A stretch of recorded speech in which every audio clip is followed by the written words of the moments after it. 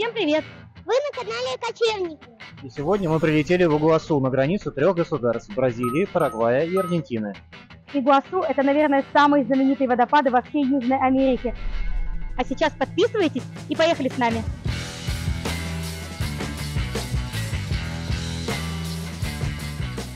Мы пришли в парк Кит, сейчас вам покажем, что тут есть интересного.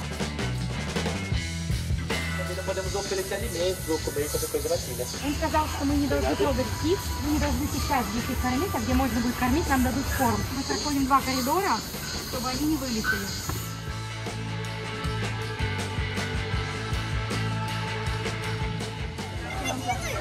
Крокодилы! Крокодилы? Здорово! Крокодилы! Да. Дио! 2 крокодила, да, там еще один есть. Вот такие вот джунгли, дорожки, в принципе, в большинстве клеток практически ничего нет. Поэтому мы вот идем уже, наверное, минут 10 по этому парку, смотрим просто на джунгли, на растения. А птиц как таковых вы до сих пор еще не видели. Пойдемте посмотрим, может быть, дальше будет. Может, он хочет перейти? Не-не-не, цапни.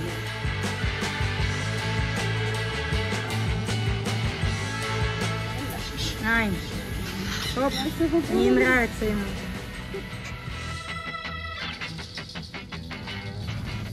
Ага.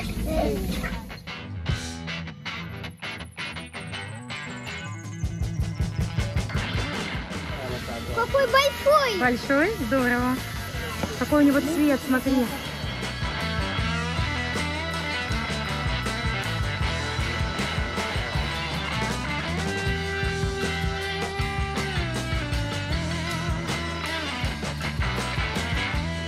Конечно, после сингапурского зоопарка и лора-парка на Тенерифе здесь смотреть нечего. Мы ожидали, что здесь будут попугаи, которые подходят прямо к руке, берут еду, туканы, которых можно вот так вот близко увидеть. В реальности мы увидели одного тукана и кучу попугаев, но очень высоко, наверху. Попугай спустился к нам только один. В общем, это очень посредственный зоопарк, вход в который стоит 80 реалов. И, на мой взгляд, если у вас есть время и нечем заняться, то можно сюда прийти. Но в целом, скорее всего, если вы много где были, то он вас разочарует. С правой стороны через мост у нас Парагвай. Вот он, кораблик плывет. Вот там вдалеке Аргентина. Мы пришли в Марко das Tres Fronteiras и покупаем сейчас билеты. Пытаемся купить сначала онлайн.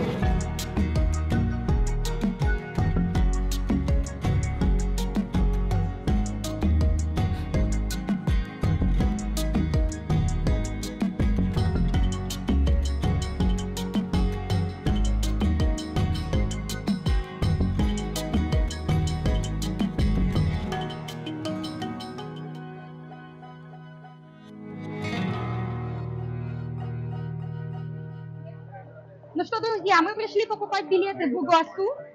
Мы уже пытались предпринять попытку покупки билетов в субботу. Очередь была просто километровая. Мы развернулись и ушли. Сейчас мы прошли буквально за 2 минутки и будем покупать билеты. Сначала мы выбираем язык. Мы граждане России. Дети до 6 лет. Здесь написано, что до 6 лет дети не платят, но 6 лет исключительно мы уточнили, поэтому Амелия не платит, потому что ей еще нет 7 лет. Выбираем 2 взрослых. Билет стоит 86 реалов, это примерно 1000 рублей. И оплачиваем. Отдельная очередь у нас на покупку билетов и совсем другая очередь на вход. Вот она также бьется змейкой. В субботу, когда мы приходили, она была в 3 раза больше, и здесь уже были люди. Мы садимся в автобус, это все очередь на вход в Игуасу. И нужно понимать, что сейчас лето. Для бразильцев и аргентинцев это сезон, самый сезон летних каникул. Конечно же, все хотят побывать на водопадах именно сейчас. Если вы приедете сюда нашим летом, а их зимой, водопады будут менее полноводные, но зато никого не будет, вы будете практически одни. Раз в полчаса людей загружают вот в такие автобусы, на которых будет несколько остановок. На этих остановках можно выходить, потом снова садиться в автобус и ехать дальше.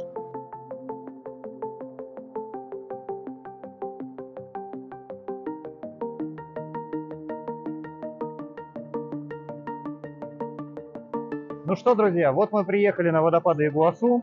С этой стороны вы можете видеть аргентинскую сторону водопадов. Если вы присмотритесь на той стороне, вы можете увидеть малюсеньких-малюсеньких аргентинчиков. Над водопадами можно полетать на вертолете, но мы уже летали на вертолете над статуей Христа в Рио, поэтому мы решили просто пешком пройти и посмотреть все воочию, как здесь все расположено, и послушать наши водопады, как они прекрасно звучат. Водопады широкие, они идут с этой стороны направо еще и ниже. Да, и мы здесь вообще практически одни. Нам здесь очень повезло.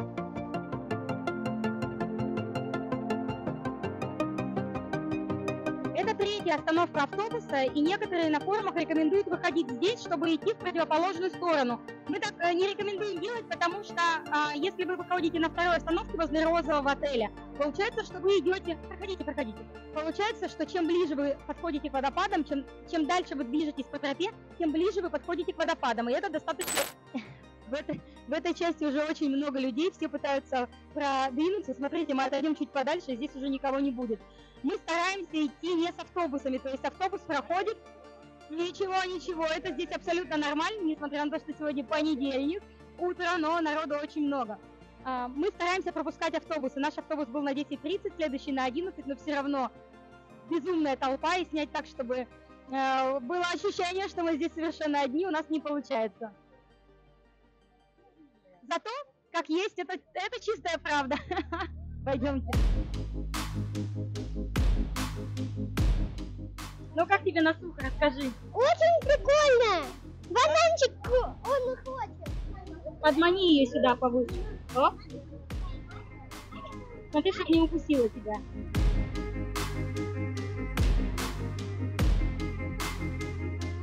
В общем, ребята, водопады Игуасу это, конечно, круто с бразильской стороны, но посмотрите, сколько народу, и все впечатление, вот этот масштаб портится таким количеством людей, учитывая то, что сегодня понедельник и время около 11 утра. Либо надо идти совсем рано, в 8 утра, либо, может быть, выбирать немножко другой сезон. Сейчас самый-самый-самый пик сезона, и, к сожалению, мы даже подойти вон туда не можем для того, чтобы круто снять или хотя бы просто посмотреть минутку на радугу, на водопады и так далее. Поэтому, в общем, водопады крутые, их действительно стоит посетить с бразильской стороны обязательно. Но, возможно, либо нужно вставать пораньше, приходить уже сюда к 8:30, 8:30 открывается парк, либо нужно, может быть, выбирать немножко другой сезон. Не приезжайте сюда в январе, здесь просто ад.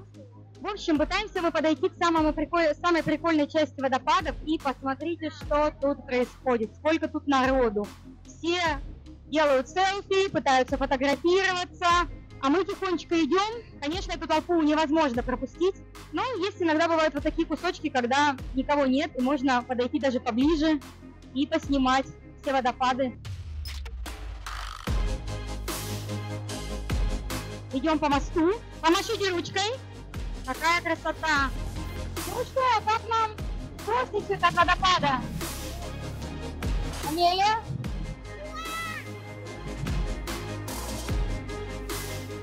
Вот так мы пробираемся к самому мосту. Народу просто капец, по сантиметру в минуту, наверное. Очень здесь мокро, все мокрые, многие советовали принести дождевики, но если погода хорошая, то в дождевиках нет смысла. Смотрите, сколько денежек накидали. Не знаю, видно или нет в камеру, но все в монетках.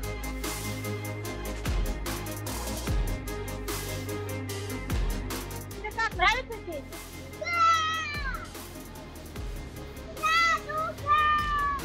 Да.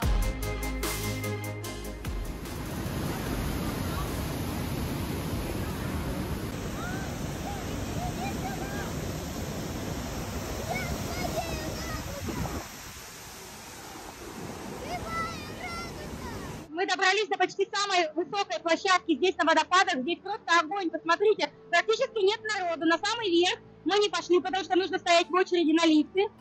А здесь, посмотрите, практически никого нет. Мы совершенно одни. Водопады полностью наши. Вид офигенный. Поэтому, если вы здесь окажетесь, поднимайтесь сюда. Здесь просто замечательно. Никого нет, просторно. Можно классно поснимать, пофотографировать. И видно практически все то же самое, что и снизу.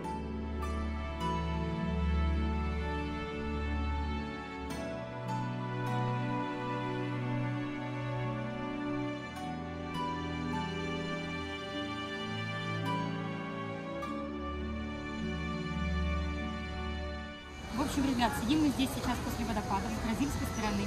И что оказалось? Оказалось, что сейчас час дня, и совершенно никого нет. Абсолютно ни одного человека в очереди. А это значит, что нужно идти на водопады, наверное, днем. Да, жарко, но зато вы будете одни, жарко точно так же и утром. Вы будете одни, никто вам не будет мешать. Вот когда надо было идти на водопады, а совсем не тогда, когда мы вместе со всей толпой в 10 утра терлись с ними. Так что вот вам лайфхак, идите на водопады примерно в час, в 2 дня. Водопады работают до 5, поэтому вы все успеете.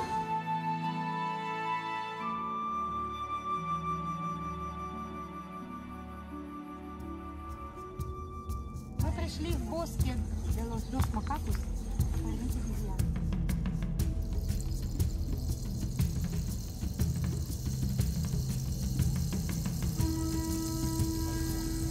Já tem na minha.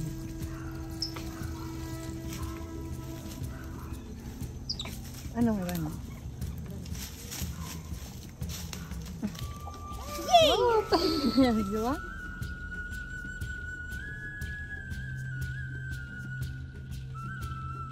Боже, какая красивая Келинда! Только что проехал автобус. Чтобы вы понимали, где находится парк обезьян, в котором мы только что кормили обезьян. Просто вот здесь, посреди жилого квартала, жилого района. Еще сюда ходят обычные автобусы. Прекрасно.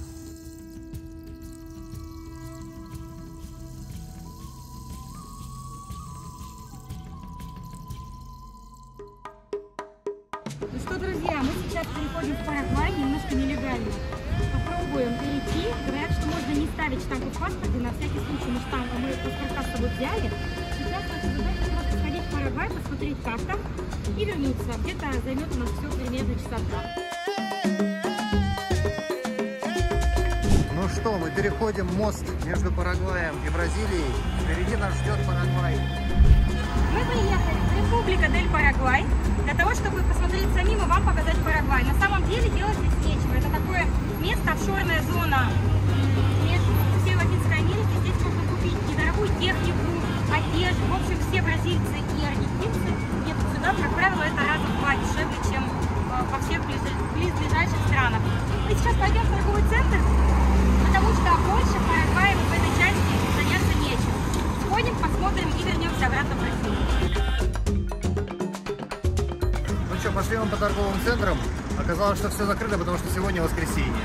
Поэтому мы тут немножко погуляли, Парагвай посмотрели. Нам все понятно. Дома в Бразилии лучше. Пошли мы обратно. Все закрыто. Абсолютно все торговые центры закрыты.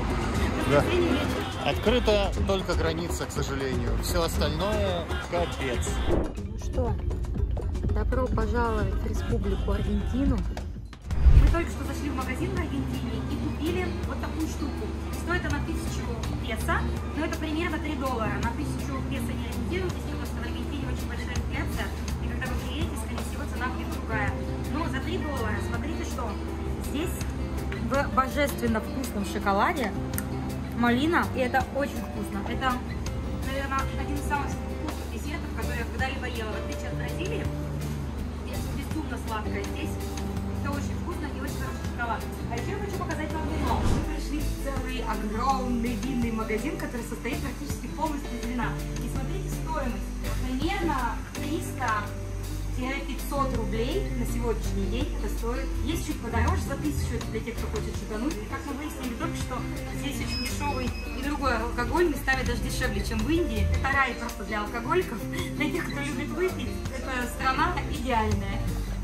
Можно прикупить коробочку сразу, очень удобно.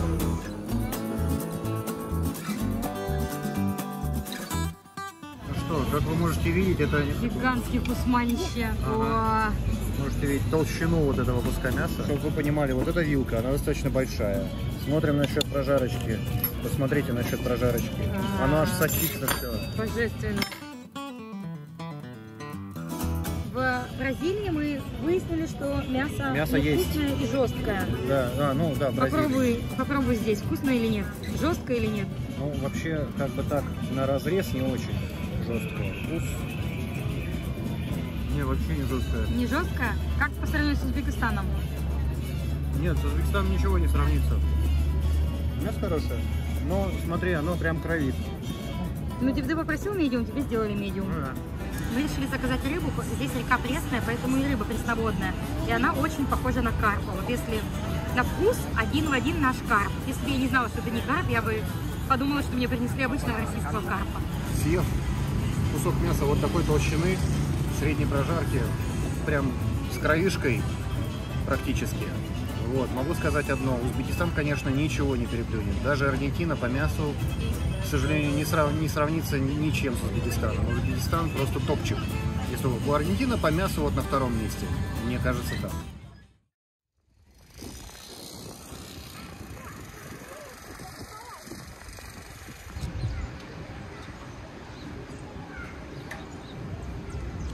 О, а там парагвайская сторона. Смотри, ее тут как хорошо видно. Ну что, друзья, вот мы добрались до аргентинской стороны. Посмотрите, вот там наша любимая Бразилюшка, вон там вот колесо обозрения, там площадь, где мы только что снимали, значит, где 3 государства. Смотрите, они построили мост между Парагваем и Бразилией. С ними дружат, а с нами нет. Вот мы будем сейчас гулять по аргентинской стороне. Тут только обелиск и куча туристов. Ну, не такая большая, как на бразильской стороне. Вот этот мост недостроенный. Есть большой мост, который мы вчера переходили. Он пешеходный и для машин. И там находится настоящая граница между Парагваем и Бразилией. Мы вчера по нему прошли. Бразильцы ездят туда за техникой и за машинами. Там новые тачки и новая техника. И им этого вполне достаточно. В Аргентину они обычно практически не ездят. А если ездят, то за едой, ну и продуктами, ну и бензином, наверное, подешевле. А здесь они вот только что начали везти паром с машинами на нашу сторону, скорее всего.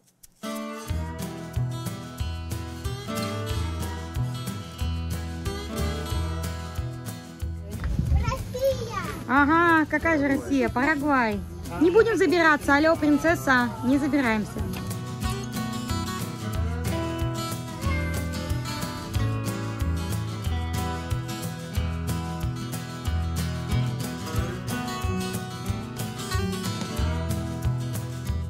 Мы заплатили за двоих 13 тысяч песо. Амелия, судя по всему, бесплатно. Gracias. О, спасибо. Как здорово. Gracias.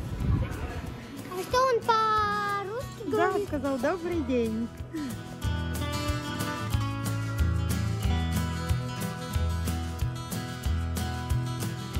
Хочешь потрогать его? Все, нападает. Ему не нравится. Тебе же говорят, это не маскот, не совсем даже не домашнее животное.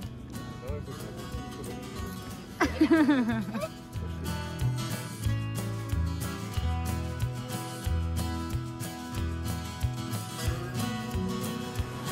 что, вот мы и пришли на аргентинскую сторону водопадов, но только здесь все водопады текут вниз, посмотрите.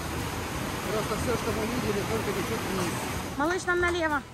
Ну, посмотрим с высоты, что делать. Зато, говорят, здесь много животных, варанов, насук и всех остальных. Помните, я вам рассказывал, вон с той стороны стоит розовый отель, вон на той точке стоял я с бразильской стороны. Если вы присмотритесь на той стороне, вы можете увидеть малюсеньких аргентинчиков. Теперь мы эти малюсенькие аргентинчики с этой стороны. В общем, пойдем посмотрим, что дальше будет.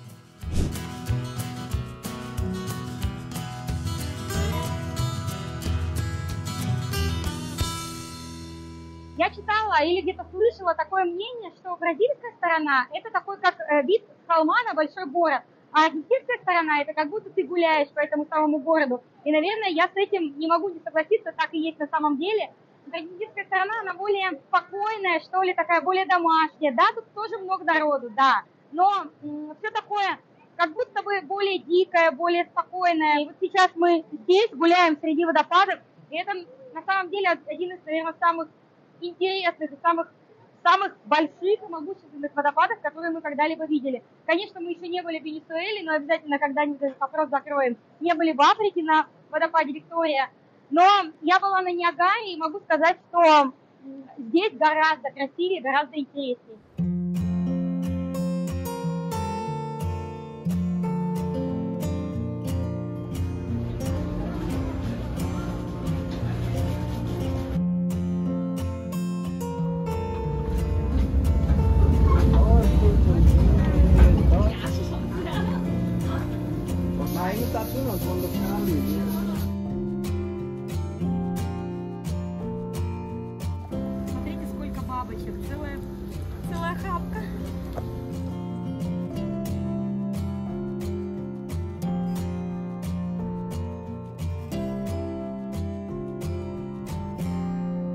Привет, ворона.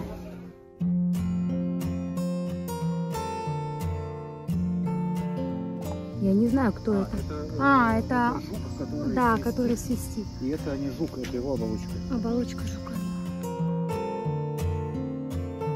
Вот мы добрались до самого конца аргентинской части водопада. К сожалению, глотка дьявола сейчас закрыта из-за поднятия уровня воды. Разрушился мост, на котором могли стоять люди. Сейчас он на реконструкции. Но все равно здесь очень красиво. Посмотрите, какой замечательный вид. Мы не хотели идти на эту тропу. Здесь есть тропа супериор большая и интериор внутренняя. Так вот, на эту внутреннюю тропу после большой мы идти не хотели, потому что немного устали. Как же здорово, что мы все-таки собрались и пошли. Смотрите, какая здесь красота. Если с бразильской стороны мы смотрим очень издалека, то с аргентинской стороны мы можем видеть водопады близко-близко. Буквально кажется, что можно дотронуться их ладошкой. Здесь невероятно красиво и здорово, что мы до сюда добрались. Вот и заканчивается наше путешествие на Игуасу. Мы сейчас находимся на аргентинской стороне, на самой крайней точке. Замечательный вид прекрасный на обе стороны водопада. И здесь все видно великолепно. И скалы, и джунгли, вообще все супер замечательно. Мы очень устали, но надеюсь, что вы не так устали, как мы. И у вас еще хватит сил на кучу новых приключений с нами. Если вам понравились наши новые видео, просто нажмите кнопочку подписаться, поставить лайк, следите за нашими новыми путешествиями в округе Земли.